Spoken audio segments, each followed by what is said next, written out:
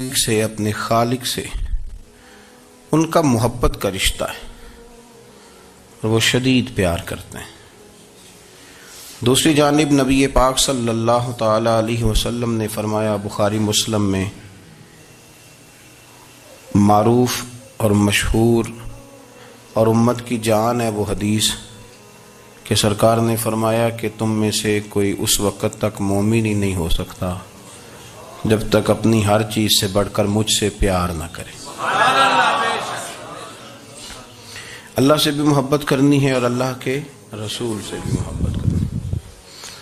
محبت اسلام جو ہے یہ محبت کا دین ہے۔ محبت جو ہوتی ہے یہ پورے عالم کو فتح کر دیتی ہے۔ محبت فاتح عالم ہوتی ہے۔ نفرت سے آپ کوئی کامیابی حاصل نہیں کر سکتے۔ محبت ایک ایسی چیز کا نام ہے جو آپ کو دنیا اور آخرت کی تمام کامیابیاں دے دیتی ہے۔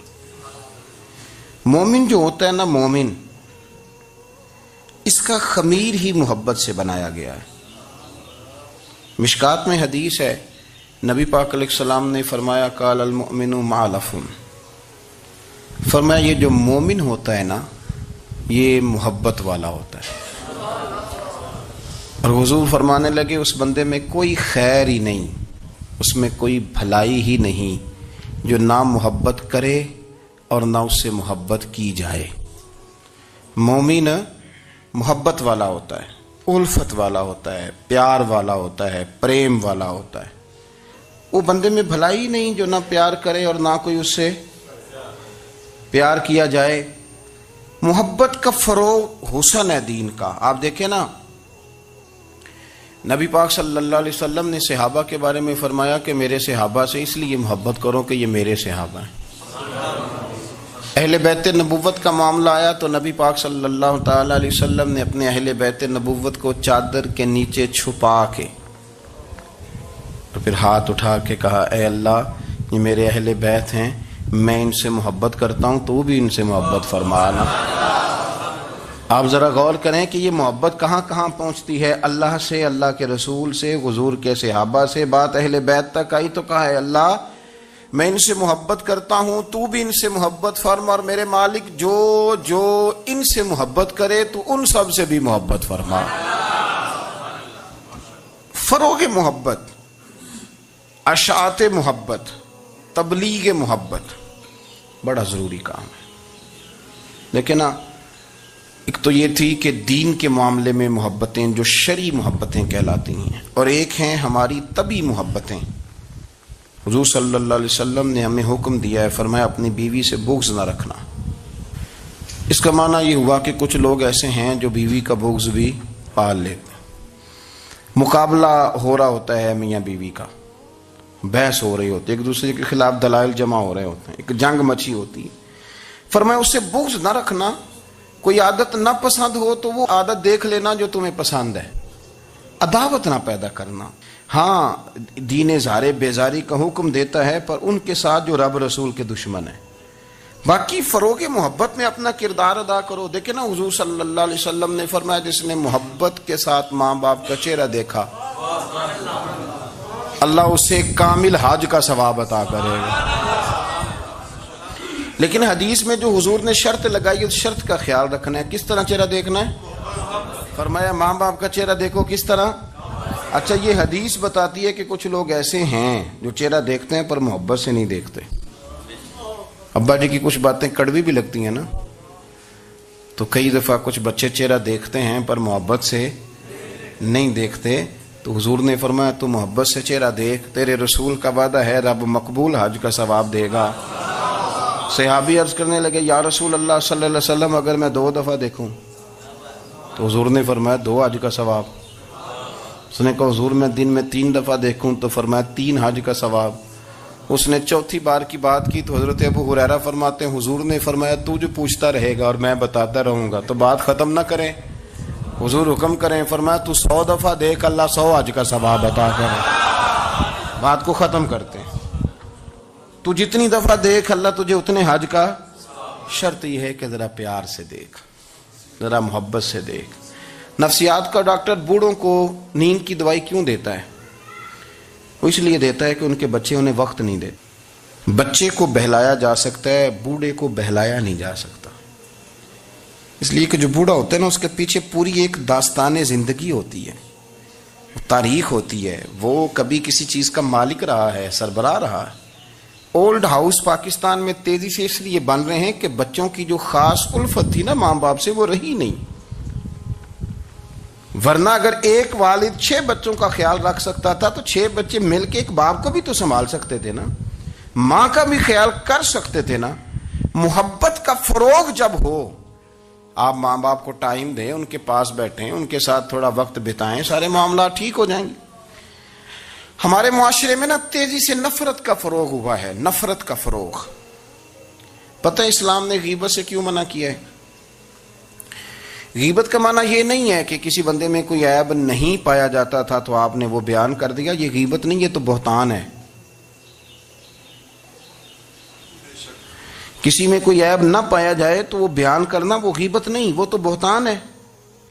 غیبت کی تفصیل یہ ہے، تشریح یہ ہے، غیبت کی تعریف یہ ہے کہ کسی میں کوئی عیب پایا جاتا تھا،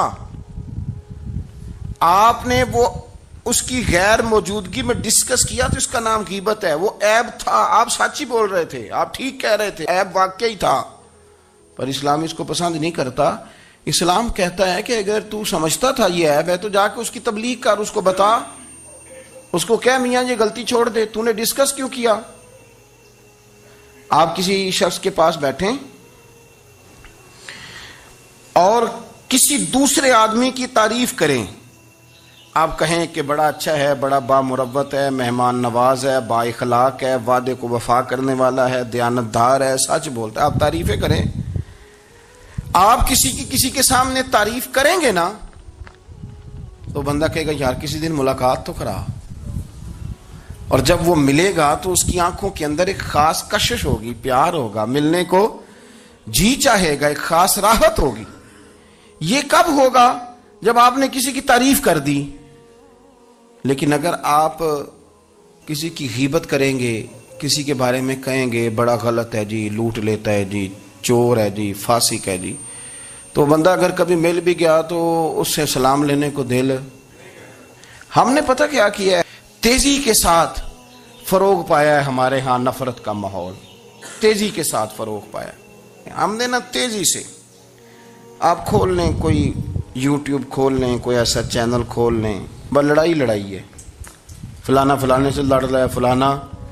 مذہبی لوگوں کی میں منت کرتا ہوں کہ خدا را دین کو اس طرح کا ماحول تو نہ آپ دیں کہ لوگ کہیں کہ ان میں کوئی شے ہے ہی نہیں، فلانا فلانے کا جواب دے رہا ہے، فلانا فلانے کا، اور بازاری زبان استعمال کی جا رہی ہے. اور ٹھیک ہے، مسلمات جو طے تھے لوگوں نے تو ان کو بھی چھیڑنا شروع کر دیا، اور تضحیق کی جاتی ہے، لفظ اس طرح کے اختیار کیے جاتے ہیں جو ویسے ہی وزادار آدمی بولنا پسند نہیں کرتے. کیا آپ اپنی شکل دکھا رہے ہیں کفر کو کہ یہاں نفرت ہی نفرت ہے، اور وہ باتیں جن کو بالکل چھیڑنا نہیں چاہیے تھا ان پر بھی آپ کلام کرتے ہیں. آپ نے کوئی چیز نہیں چھوڑی، اس پر آپ نے بحث نہ کی ہو، الجھایا نہ ہو، میلہ لگا دیا، اللہ جانے کوئی کیا بول رہا ہے. دعوت دین کون دے گا؟ پیغام حق کون سنائے گا؟ فلانا فلانے کا جواب دے رہا ہے، اور پھر وہ دوسرے کا جواب دے رہا ہے، تیسرا تیسرے پہ تبصرہ کر رہا ہے، چوتھا پانچویں پہ تبصرہ کر رہا ہے. یہ کب تک بات ایسے چلے گی؟ یہی حال سیاسی لوگوں کا ہے. میرے ملک کا جو نوجوان اب بڑا ہو رہا ہے نا، میں بڑی ذمہ داری سے بتا رہا ہوں، وہ جیسے ہی بڑا ہوتا ہے تو وہ سمجھتا ہے میں ڈاکوؤں کے ملک میں پیدا ہوا ہوں، وہ سمجھتا ہے یہ شاید چوروں کی دھرتی ہے، وہ سمجھتا ہے شاید یہاں سب دھوکے باز ہیں.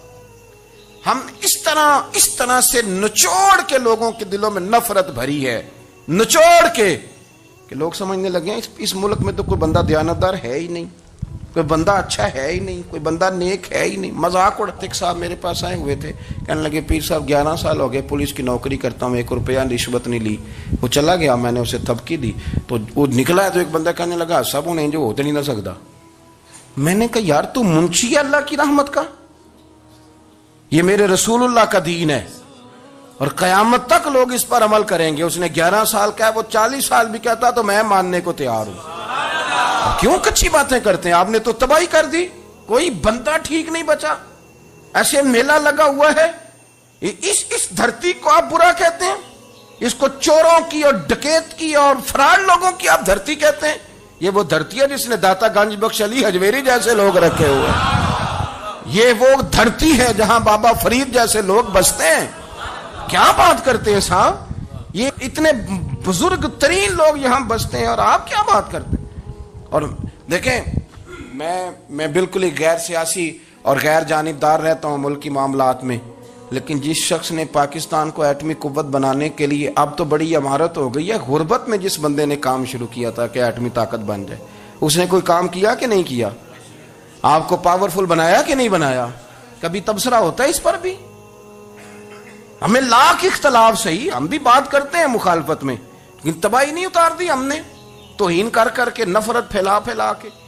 اس سے پہلے جو حکومت گئی شاید اس کا سب سے بڑا مخالف میں ہوں، لیکن ایسا نہیں ہے کہ انہوں نے کوئی کام بھی ایسا نہیں جو اچھا نہ کیا ہو، ایسا نہیں ہے۔ میں ملک بھر میں سفر کرتا رہتا ہوں، میں دیکھتا ہوں بہت ساری جگہیں ایسی ہیں، بہت سارے دیہات ایسے ہیں جس میں بڑے بڑے شاندار روڈ بنائے گئے، کام کیا گیا، ان کی 99 خامیاں اپنی جگہ پر، خوبی کا بھی تو ذکر کریں۔ یہی حال اس گورنمنٹ کا ہو رہا ہے، لاٹھ لے کے لوگ ہیں، یہ بھی گندا وہ بھی گندا۔ آپ کس طرح کی بات کر رہے ہیں؟ آپ نے تو ملک کو یہ نام دے دیا ہے کہ یہاں کوئی اچھا انسان بستا ہی نہیں، مولوی ہیں تو سارے برے ہیں، پیر ہیں تو سارے برے ہیں۔ کیا بات کرتے ہیں صاحب؟ یہ میرے رسول اللہ کی قوم ہے، یہ نبی پاک کی امت ہے، اور حضور نے فرمایا میری امت کبھی گمراہی پر جمع نہیں ہوگی۔ یہ نہیں ہو سکتا سارے لوگ ہی غلط ہو جائیں، لیکن ہم نے تباہی اتار دی۔ جس کے ہاتھ میں سپیکر آتا ہے وہ سب کی پگڑیاں اچھالنا ضروری سمجھتا ہے، جس کے ہاتھ میں قلم آتا ہے وہ کہتا ہے چونکہ میں لکھ رہا ہوں تو میں اکیلا ٹھیک ہوں، باقی سارے غلط ہیں۔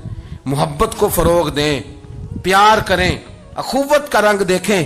حاتم طائی کی بیٹی مجرم بن کے آئی تھی، مجرم بن کے، کلمہ نہیں پڑھتی تھی، اور اس کو سامنے کھڑے کر کے میرے نبی پاک نے فرمایا تیرا باپ کلمہ نہیں پڑھتا تھا پر اس میں عادتیں اچھی پائی جاتی تھیں، اس کی صفات ٹھیک تھیں۔ یعنی حضور تعریف کر رہے ہیں، نبی پاک تعریف، اور ہماری زبان گونگ ہو جاتی ہے تعریف کی دفعہ۔ ہم تو جو میری بات مان گیا وہ بندہ ٹھیک ہے، اور جس نے میری بات نہیں مانی وہ بندہ درست ہے، یہ گونگ ہو جاتا ہے ہمارا مزاج۔ اپنی زندگی میں اچھے الفاظ ادا کریں، اولیاء اللہ کے بارے میں، ان لوگوں کے بارے میں جو مسلمہ بزرگ ہیں، ہمارے امت کے مسلمہ بزرگ ہیں، ان کے بارے میں ہم ایسی کمزور باتیں کرتے ہیں جن کا سرے سے کوئی وجود نہیں، سرے سے کوئی داستان نہیں ان لوگوں کی۔ تو یاد رکھے میرے عزیز، میرے رسول کریم صلی اللہ تعالی علیہ وآلہ وسلم نے جو ہمیں دین دیا وہ محبت والا دین ہے، وہ پیار والا دین ہے، وہ اخوت والا دین ہے۔ اس میں پیار کریں گے، پیار آگے لے کے جائیں گے، پیار کو فروغ دیں گے۔ سنیں حدیث میرے نبی پاک علیہ السلام نے فرمایا قیامت کے دن رب کریم فرمائے گا کہاں ہیں وہ لوگ؟ منادی اعلان کرے گا میدان محشر میں، کوئی آدمی اعلان کر وہ کہاں ہیں لوگ؟ اور تو کس کو ڈھونڈ رہا ہے؟ فرمایا مجھے رب نے بھیجا ہے کہ وہ بندے ڈھونڈ کے لاؤ جو دنیا میں میری رضا کے لیے ایک دوسرے سے محبت کیا کرتے ہیں، وہ بندے ڈھونڈ کے لاؤ۔ بندے ڈھونڈے جائیں گے۔ یا رسول اللہ رب ان کا کیا کرے گا؟ تو نبی کریم صلی اللہ علیہ وسلم فرمانے لگے رب فرمائے گا تم دنیا میں میری رضا کے لیے ایک دوسرے سے پیار کرتے تھے، آج میرے عرش کے سائے کے علاوہ سایہ کوئی نہیں، آج میں تمہیں اپنے عرش کے سائے میں جگہ عطا کروں گا۔ میری رضا کے لیے پیار کیا تم نے، میری رضا کے لیے محبت۔ خدا را تھوڑا تھوڑا لوگوں سے پیار شروع کریں۔ آپ یقین کریں وہ پولیس والے سے آپ کہیں نا کہ تو اپنا رویہ ٹھیک کر، تو کہتے تو انہیں پتہ نہیں بندے کس طرح دا ساڑھنا سلوک کرتے ہیں۔ وہ بھی مطمئن ہے، وہ کہتا ہے اگر میں گالی گلوچ کر رہا ہوں تو میں ٹھیک کر رہا ہوں۔ وہ کہتا ہے یہ لوگ لائے کیس ہیں۔ آپ دیکھ لیں، آپ سمجھ لیں چیزوں کو۔ میں نے ڈاکٹر صاحب سے کہا کہ تھوڑی سی آپ لوگوں سے شفقت کریں، غریب لوگ آتے ہیں تو کہتے ہیں مفت دوائی دیں تو یہ بیچ دیتے ہیں جا کے۔ ہر شخص نے ایک دوسرے کے خلاف کہانی بنا لی، نفرت کے لیے کوئی نہ کوئی پلان کر لیا، ہمیں باتیں مل گئیں، ہم نے داستان سرائی کر لی، ہم نے اپنے ذہن کو اکٹھا کر لیا۔ مجھے بتلاؤ نا یار، اگر رسول کریم صلی اللہ علیہ وسلم اور باقی انبیاء بھی قوموں کے بارے میں یہ سوچتے کہ یہ بڑے ظالم ہیں، یہ بڑے چور ہیں، یہ بڑے ڈکیت ہیں، یہ بڑے غاصب ہیں، یہ کافر ہیں، منافق ہیں، تو بھلا ہو سکتا تھا، لوگوں کا فائدہ ہو سکتا تھا؟ وہ لوگ بڑے بڑے سخت گیر تھے، پر محبوب نے فرمایا وہ جو کریں گے وہ ان کا انداز ہے، اور ہم جو کریں گے وہ ہمارے رب نے ہمارے ذمے لگا کے بھیجا ہے۔ اپنی زندگی میں تلاش کریں اور پیار کریں اور اچھے لفظوں سے لوگوں کو یاد کریں اور خوبصورت لہجہ اختیار کریں اور ٹھنڈی اور اچھی باتیں کرنے کی کوشش کریں، اللہ کی رضا کے لیے، اللہ کی رضا کے لیے، اللہ کے بندوں سے پیار۔ یارو دیکھو، عورت ہو طوائف، زندگی ساری بیت جائے گناہوں میں، لیکن میرے نبی پاک فرماتے ہیں وہ رب کی رضا کے لیے کتے سے بھی پیار کر لے تو رب اسے جنت عطا کر دیتا ہے۔ تو کتے کو پانی پلا گئی، پر پلا گئی نا اللہ کی رضا کے لیے، اسے کوئی فائدہ تو نہیں تھا نا، وہ اللہ کی رضا کے لیے پلا گئی، تو رب کریم نے اس کے سارے گناہوں کو، کسی سے پیار تو کریں، خدا را کسی سے پیار تو کریں۔ اس سال میرے گاؤں کے میلے کی بھیڑ میں جو گم ہوا وہ ایک بھکارن کا لال تھا، اس غریب کو تلاش تھی متاع خلوص کی، اور مخلوق چپ رہی کہ یہ مشکل سوال تھا۔ یار کوئی شخص ایسا بچا ہی نہیں جس سے لوگ امید کریں، توقع کریں کہ مجھے یہ اپنا کندھا دے گا میں سر رکھ کے رو لوں گا۔ کوئی ایک ایسا شخص ملا ہی نہیں جس کے بارے میں لوگ کہیں کہ بڑا مخلص ہے یار۔ اتنی بڑی میرے محبوب کی امت، ہر حکومت غلط، ہر شخص غلط، ہر بندہ برا، ہر جماعت بری، اللہ کی رضا کے لیے کچھ لوگوں کے لیے فروغ محبت کا بھی فریضہ سر انجام دیں۔ کیسے لوگوں کو یہ بات سمجھائی جائے؟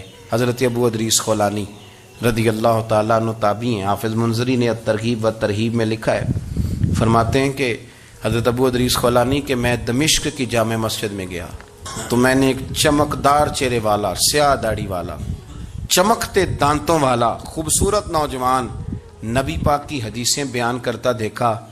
اس کے چاروں جانب حضور کے غلام بیٹھے تھے۔ میں نے ایک شخص سے کہا یار بڑا حسین چہرہ ہے، بڑا ہی خوبصورت انداز ہے، کون ہے بندہ؟ انہوں نے کہا آپ نہیں جانتے، یہ صحابی رسول حضرت معاذ ابن جبل ہے رضی اللہ تعالی عنہ۔ حضرت معاذ ابن جبل کا انتقال بھی کوئی 40 سال کی عمر سے پہلے ہو گیا تھا، لیکن ان پر حضور کا اعتماد اتنا تھا کہ حضور نے اپنی حیات ظاہرہ میں گورنر بنایا انہیں صوبے۔ چمکدار دانت، حدیثیں بیان کر رہے ہیں۔ حضرت ابو ادریس خولانی رضی اللہ تعالیٰ عنہ کہتے ہیں رش بڑا تھا، میرے دل میں خواہش ہوئی کہ آج تو لوگ زیادہ ہیں، کل آؤں گا ملاقات کروں گا۔ کہتے ہیں اگلے دن میں اپنی طرف سے سب سے پہلے گیا، پر حضرت معاذ ابن جبل تو مجھ سے پہلے مسجد میں موجود تھے اور وہ نفل پڑھ رہے تھے، اللہ اللہ کر رہے تھے۔ تو میں نے ان کے ساتھ سلام لی، فرمانے لگے کیسے آئے ہو؟ تو میں نے کہا حضور کل آپ کو دیکھا ہے، آپ کی باتیں سنی ہیں، تو گویا آپ کا تو چہرہ ساری رات میری آنکھوں کے سامنے رہا، تو میں تو سویرے زیارت کی غرض سے حاضر ہوا ہوں۔ اللہ کی رضا کے لیے مجھے آپ اچھے لگیں، اللہ کی رضا کے لیے۔ کوئی بندہ ایسا بھی تو ہو نا، کوئی غریب، کوئی مسکین، کوئی عالم، کوئی صوفی، کوئی درویش، کوئی ذاتی تعلق نہ ہو، تعلق کیا ہو؟ اللہ کی رضا۔ آپ مجھے اچھے لگیں۔ حضرت سیدنا معاذ ابن جبل فرمانے لگے واقعی ایسا ہی ہے؟ عرض کی حضور بالکل ایسا ہی ہے۔ تو فرماتے میں نے چادر لی ہوئی تھی، حضرت معاذ ابن جبل نے میری چادر کو پکڑ کے کھینچا، فرمایا پکی بات کر یار۔ میں نے کہا حضور پکی کر رہا ہوں۔ تو فرمانے لگے سن، پھر میں نے نبی کریم سے سنا ہے، رسول کریم علیہ السلام نے فرمایا جو دو بندے رب کی رضا کے لیے پیار کرتے آپس میں، اللہ ان دونوں سے محبت فرماتا ہے۔ سن پھر اس کو یاد رکھنا، اللہ ان دونوں سے محبت کرتا ہے۔ حضرت ابو ادریس خولانی سے کوئی پوچھتا تھا نا کہ دنیا میں جانا ہے تو سرمایہ کیا ہے، تو فرماتے تھے یہ جو میں نے چادر لی ہوئی ہے نا، اس چادر کے اندر میرا وجود ہے، اور وجود کے اندر میرا دل ہے، اور دل کے اندر میں نے حضرت معاذ ابن جبل کو رکھا ہوا ہے، میں نے وہاں ان کا ٹھکانہ بنایا ہوا ہے، وہاں ان کا ٹھکانہ ہے۔ یہ دور ہی نکتہ چی ہے، کہیں چھپ کے بیٹھ جا، اور جس دل میں تو مکی ہے وہیں چھپ کے بیٹھ جا۔ اقبال کہتے ہیں جس دل میں تو مکی ہے وہیں چھپ کے بیٹھ جا۔ دوستو، رسول اللہ صلی اللہ علیہ وسلم کے غلاموں نے مالک کی رضا کے لیے لوگوں سے پیار، فروغ محبت میں کردار ادا کیا، اور بہترین کردار۔ آپ اپنی زندگی میں کچھ چیزیں ایسی بنائیں جن میں فقط اللہ کی رضا کے لیے محبت، خالق کی رضا کے لیے پیار، خالق کی رضا۔ آپ یقین کریں اگر تھوڑا تھوڑا کر کے ہم اس محبت کو فروغ دیں نا اپنے دلوں میں، تو بہت سارے بادل چھٹیں گے، ہم نے نا وہ تیزی سے دولت کو، لالچ کو، میں اکثر کہتا ہوں کہ میاں بیوی کا جو رشتہ ہوتا ہے نا، اس کو اللہ پاک نے نا قرآن پاک میں اپنی نشانیوں میں سے ایک نشانی قرار دیا ہے۔ ان دونوں کی وجہ سے گھر چلنا ہے، بچوں کی پرورش ہونی ہے، نظام زندگی۔ آپ گھر سکون کے لیے جاتے ہیں، اطمینان کے لیے۔ آپ اپنے گھر کے اندر جیسے بھی ہوں، آپ کہتے ہیں یہاں مجھے کوئی پریشانی، یہ میرا اپنا بیڈ ہے، اپنا بستر ہے۔ لیکن اگر اسی رشتے میں جب آپ بیج بوئیں تو سب سے پہلے دولت کا بوئیں۔ اگر لڑکے والے یہ لالچ کرتے ہیں نا لڑکی کیا لے کے آئے گی، تو لڑکی والوں کا بھی لالچ ہوتا ہے کہ لڑکا کماتا کیا ہے، ان کو بھی پتا ہوتا ہے کہ کتنے پیسے لاتا ہے، کیا کمائی ہے، کتنا کچھ جھاڑو پھیر لیتا ہے۔ آپ نے جب بنیاد یہ رکھی، مجھے دیانتداری سے بتانا کہ پورا نیک ہو، پورا شریف ہو، پورا پرہیزگار ہو، لیکن دولت صحیح نہ کماتا ہو تو رشتہ آسانی سے ہو جاتا ہے۔ وہ بس سارا کچھ ٹھیک ہے، صرف کمائی تھوڑی سی کم ہے، وہ مشکل سے گزارا ہوگا۔ وہ کہتے ہیں نہیں جی نہیں، بھوکے تو نہیں نہ مرنا۔ کیوں؟ ہم نے اس کے اندر جب دولت کو شامل کر لیا، آ گئی دولت، تب جس رشتے کی بنیاد ہی دولت پہ ہوگی، وہاں آپ وفا تلاش کریں گے، وہاں آپ خلوص تلاش کریں گے، وہاں ہم للہیت تلاش کریں گے۔ اللہ کرے ہو جائے، لیکن وہ ہمارے مائنڈ سیٹ میں یہ بات ہوتی ہے کہ یہ جو معاملہ ہے یہ گڑبڑ ہے۔ اگر رضائے الہی مقصود ہو، اگر اللہ کی رضا مقصود ہو، حضرت فاطمہ بنت قیس ایک صحابیاں تھیں، انہیں طلاق ہو گئی، ان کے لیے دو رشتے آئے، ایک حضرت عبد الرحمن ابن عوف کا مالدار ترین آدمی تھے، اور ایک حضور کے غلام تھے، وہ بڑے غریب تھے، مسکین تھے۔ ان کے والدین کی خواہش تھی کہ عبد الرحمن ابن عوف سے شادی ہو جائے، وہ بھی تو بڑے نیک ہیں، پارسا ہیں، عشرہ مبشرہ ہیں۔ حضرت فاطمہ بنت قیس نے کسی بندے کی ڈیوٹی لگائی، کہنے لگی پتہ کرو نبی پاک کی رضا کیا ہے، حضور کی رضا کدھر ہے؟ تو پتہ چلا حضور کی خواہش غریب کی طرف ہے۔ تو وہ خاتون اپنے ماں باپ کو کہنے لگی میرا نا اس غریب سے رشتہ کرا دو۔ ہم نے کہا پتر، بیٹیوں کے بارے میں ماں باپ بڑے احساس ہوتے ہیں، ہم چاہتے ہیں کہ عبد الرحمن ابن عوف مالدار ہے تو وہ بھی تو نیک ہے نا، حضور نے دنیا میں جنت کی بشارت دی، اور ان کا بڑا اعزاز ہے، حضور نے ان کے پیچھے نماز پڑھی، بڑا مرتبہ بڑا مقام والا صحابی ہے، وہ تو غریب آدمی ہے، اور پھر حضور نے حکم تو نہیں نہ دیا، خواہش کا اظہار کیا ہے۔ اس بی بی کے جملے بڑے شاندار ہیں، کہنے لگی آپ مجھے اللہ کی رضا کے لیے نا میرے نبی کے حوالے کر دیں، مجھے امید ہے اللہ رسول مجھے کبھی ضائع نہیں فرمائیں گے، مجھے حوالے کریں رسول کائنات۔ چھوڑیں کو ضروری ہے دنیا داری ہر طرف دیکھنا، کہیں کوئی کام ایسا بھی تو ہو نا جو محبت کے زور پہ ہو، جو محبت کے لیے ہو۔ کوئی ہمارے پاس بڑے سارے لوگ آتے ہیں، بڑے سارے لوگ آتے ہیں، اور ہم اس قابل بھی نہیں جتنے لوگ آ جاتے ہیں، میں صحیح کہہ رہا ہوں، بالکل کوئی حیثیت نہیں، 1% بھی۔ جب پلٹ کے دیکھتے ہیں تو شرم آتی ہے کہ یار اتنی دور سے بندہ چل کے آ گیا، اس کو کیسے سمجھائیں، کس طرح کر کے۔ تو ایک آدھ دن پہلے ایک بزرگ آ گئے، اور وہ اچھے صاف ستھرا ان کا مزاج تھا، بڑے شاندار، تو میں زیارت کے لیے ہوں، تو میں نے کہا زیارت شیارت والا تو کھاتا کوئی نہیں، چلو آپ آ گئے ہیں تو کوئی حکم کریں۔ تو کہنے لگے کوئی حکم نہیں، میں اللہ کی رضا کے لیے آیا ہوں۔ یہ کوئی تقریر نہیں تھی، کوئی خطبہ نہیں تھا، نہ ان کے سامنے سپیکر تھا، نہ وہ شور کر رہے تھے، نہ وہ نعرے لگوا رہے تھے، نہ وہ ہاتھوں پہ ہاتھ مار رہے تھے، اور اس بندے نے کہا اللہ کی رضا کے لیے آیا ہوں، تو وہ بھی رو پڑے تو میں بھی رو پڑا، ختم ہو گئی بات۔ اب بات کو سمجھیں، یہ اتنا تگڑا رشتہ ہے نا یار، کسی رشتے کے بیچ برادری ہوتی ہے، کسی رشتے کے بیچ خاندان ہوتا ہے، کسی رشتے کے بیچ قبیلہ ہوتا ہے، کسی رشتے کے بیچ رنگ نسل ہوتی، وہ کتنا تگڑا رشتہ ہے کہ دو بندوں کا رشتہ ہو، ایک بیچ میں خدا ہو، دوسرے محمد مصطفیٰ ہو، آپ کتنا اسے مضبوط رشتہ سمجھیں گے جس کے بیچ اللہ رسول ہو۔ اتنا تگڑا رشتہ، اتنا مضبوط تعلق، اتنی وسعت اس کے اندر، اللہ کی رضا کے لیے۔ حضرت موسیٰ کلیم اللہ علی نبینا علیہ الصلوۃ والسلام سے رب کریم نے فرمایا، کہا اے موسیٰ میری رضا کے لیے بھی کوئی کام کیا ہے؟ حضرت موسیٰ علیہ السلام نے عرض کی یا اللہ میں نے تبلیغ کی، تو فرمایا وہ تو آپ کی ذمہ داری تھی۔ امام غزالی نے روایت لکھی ہے، اے اللہ میں نے آپ کے تمام احکامات پہ عمل کیا، موسیٰ وہ تو آپ نے کمال کیا، اللہ کے پیغمبر ہیں، تو میری رضا کے لیے تو یا اللہ تیری رضا کے لیے کیا ہے؟ تو رب کریم نے فرمایا کسی بندے سے صرف اس لیے پیار کیا ہے کہ وہ اللہ کا بندہ ہے، فقط اس لیے پیار کیا ہو کہ وہ اللہ کا بندہ ہے فقط اس لیے. میرے عزیز آپ بات کو سمجھیں, زندگی میں فروغ محبت پر کچھ کام کریں, کچھ تھوڑا سا کوشش کریں گرد جھاڑنے کی, کچھ گرد جھاڑنے کی. ہم نے نا ایک سٹیٹس بنا لیا ہے. اب تو مسلمان پہلے فرقوں میں بٹے, قبیلوں میں بٹے, اب شہروں میں بٹ گئے. آپ کبھی گجرانوالا کے لوگوں سے پوچھیں نا گجرات تو کہنے ہو گجرات والے تو اللہ بچائے, کہتے ہیں کہ نہیں؟ گجرات کے لوگوں سے پوچھے گجرانوالا تو کہتے ہوتے کھاندے ہی بڑا نے, کس کی بات کر رہے ہیں. تو گجرانوالا والوں سے پوچھیں لاہور والے کہتے توبہ لاہوریا جی.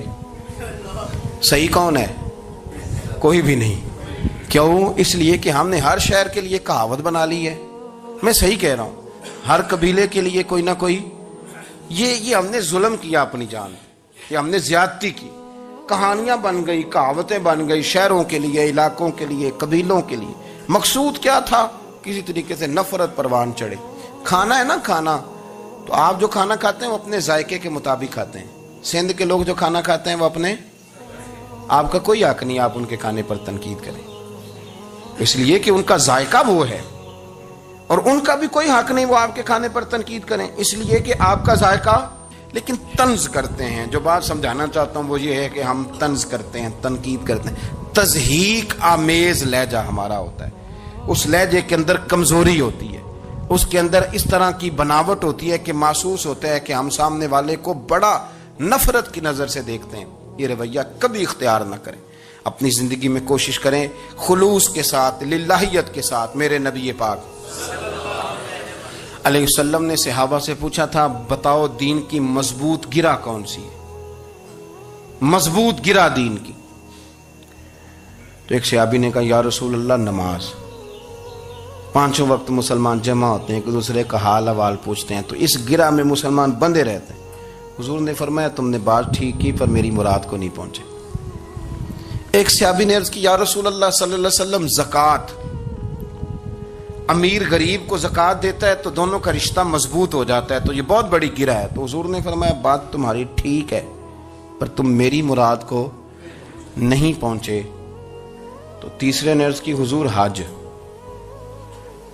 مختلف رنگوں کے, قبیلوں کے, نسلوں کے, علاقوں کے لوگ آتے ہیں, ایک ہی لباس پہنتے ہیں, ایک ہی بولی بولتے ہیں, لبیک اللہم لبیک. تو یہ بہت بڑی مضبوط گرہ ہے. نبی پاک صلی اللہ علیہ وسلم نے فرمایا بات تمہاری ٹھیک ہے پر تم میری مراد کو نہیں پہنچے. تو صحابہ نے عرض کی حضور پھر آپ ہی بتا دیں کہ اسلام کی مضبوط گرہ کون سی ہے جس میں مسلمان جڑ جائیں گے. نبی پاک نے فرمایا مضبوط گرہ محبت ہے. اللہ کی رضا کے لیے پیار کرو, لوگوں سے پیار کرو. کوئی بندہ پھر تمہیں تلخ بھی ملے گا نا, تو تم چونکہ اس کے لیے نہیں کر رہے, اللہ کے لیے کر رہے ہو, تو پھر تمہارے لیے سہنا بھی آسان ہو جائے گا, دیکھنا اور پرکھنا بھی آسان ہو جائے گا. رضائے الہی کی خاطر لوگوں کا پیار. بخاری مسلم میں ہے, نبی پاک علیہ السلام نے فرمایا ایک شخص اپنی بستی سے چلا لمبے سفر پہ دوسری بستی جانے کے لیے, تو رستے میں فرشتہ ملا انسانی شکل میں. اس نے پوچھا کہاں جا رہے ہو؟ اس نے کہا اپنے بھائی سے ملنے جا رہا ہوں. فرشتہ پوچھنے لگا اس کا کوئی احسان ہے تمہارے اوپر, کوئی لین دین ہے؟ اس نے کہا نہیں. تو کہا پھر کیوں اتنا لمبا سفر کر رہے ہو؟ تو کہنے لگے یار میں اللہ کی رضا کے لیے اس سے پیار کرتا ہوں, اللہ کی رضا کے لیے, تو اس لیے جا رہا ہوں. تو سنیں یہ بخاری مسلم کے لفظ ہیں. حضور فرماتے ہیں وہ فرشتہ کہنے لگا سن پھر میں انسان نہیں, میں فرشتہ ہوں, اور مجھے رب کریم نے بھیجا ہے یہ کہنے کے لیے کہ اگر تم دونوں اللہ کی رضا کے لیے ایک دوسرے سے پیار کرتے ہو تو اللہ تم دونوں سے پیار فرماتا ہے. اب یہ محبت فروغ کیسے پائے گی؟ اس کے لیے ایک تو یہ کہ اپنے دل کو تھوڑا سا سمجھائیں. آپ ارادہ کر لیتے ہیں نا, جب ذہن بنا لیتے ہیں کہ میں نے کوئی خدمت کرنی ہے, ذہن بن گیا, تو پھر اس کے لیے 2-3 لاکھ روپے 4 لاکھ روپے لگانے کی ضرورت نہیں ہوتی. پھر بندہ سٹاپ پہ کھڑے ہوئے کسی بابا جی کو پوچھتا ہے کہاں جانا ہے, تو کہتے ہیں میں نے ذرا یہاں قریب ہی جانا ہے, رکشہ تلاش کر رہا ہوں. تو آپ کا ذہن بن گیا نا خدمت کرنے کا. تو موٹر سائیکل پہ بٹھایا تو گھر چھوڑا ہے, واپس آئے تو دل بڑا ٹھنڈا تھا. لیکن آپ یہ بھی کہہ سکتے تھے کہ بابا جی بچے کیا کرتے ہیں سعودی عرب میں, تو یہ 200 روپیہ رکشے کو دیں, گھر چھوڑ آتا ہے, بچے اتنا کماتے کس لیے؟ دونوں باتوں میں فرق ہے. میری بات کی سمجھ آ رہی؟ آپ اللہ کی رضا جب اپنا لیتے ہیں تو پھر کوئی کہانی جنم نہیں لیتی. لیکن جب یہ رنگ نہیں ہوتا پھر کہانیاں ہیں، پھر داستانیں ہیں، پھر بڑی بڑی باتیں، پھر بڑے بڑے لمبے لوگوں کے پاس پلاننگ ہے. اس طرح نہ کریں. پیار تقسیم، اور ایک تو یہ کہ خود اپنے دل میں اچھی سوچیں رکھیں، دوسرا یہ کہ لوگوں کو بھی کہیں. جب آپ کے سامنے لوگ بات کر رہے ہوتے ہیں نا، میرے سامنے ایک صاحب نے کہا کہ وہ ہمارے جو محلے کی مسجد ہے نا، اس کا خزانچی مولوی صاحب کے ساتھ مل کے 40 لاکھ روپیہ کھا گیا.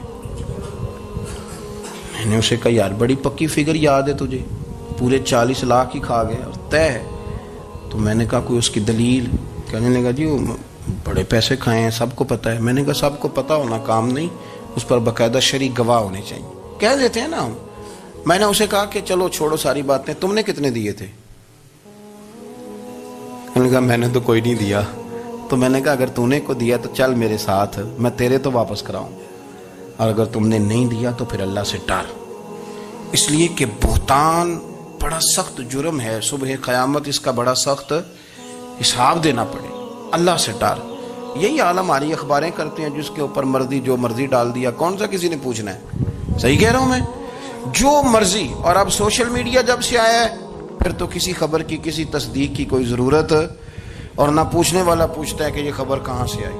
بہت سارے لوگوں کے مرنے کی خبریں چھپ جاتی ہیں اور وہ وضاحت کر رہے ہوتے ہیں نہیں جی میں بالکل موجود ہوں، میں بالکل زندہ ہوں، کوئی ایسا مسئلہ نہیں ہے. تو اچھا اس طرح جب کوئی بندہ کر رہا ہو تو پھر آپ کیا کریں؟ پھر اس کو سمجھائیں. میں نے بھی اس دوست سے گزارش کی، میں نے کہا آپ غلط ٹریک پہ چڑھے ہوئے ہیں، یہ طریقہ درست نہیں ہے. اگر آپ کے پاس پروف ثبوت ہے تو پھر بھی مجھے بتانے کی ضرورت نہیں تھی. آپ وہ پروف ثبوت لے جاتے اور خزانچی اور امام صاحب سے ملتے، کہتے یہ 40 لاکھ روپیہ کدھر ہے؟ آپ کے پاس پیسے تھے، وہ مسجد کے ہیں، اس کو آپ لائیں، فلاں جگہ استعمال کیے ہیں کہ نہیں. ان کے پاس جاتے، دائیں بائیں کہانیاں چھیڑنا تو آپ اپنے لیے گناہ اکٹھا کر رہے ہیں. نبی پاک صلی اللہ علیہ وسلم کی حدیث سن لیں اور اس کو ہمیشہ یاد رکھنا ہے. آپ حضور نے فرمایا اگر تو نے کسی شخص کی ایسی جگہ توہین کی جہاں اس کی عزت بنی ہوئی تھی،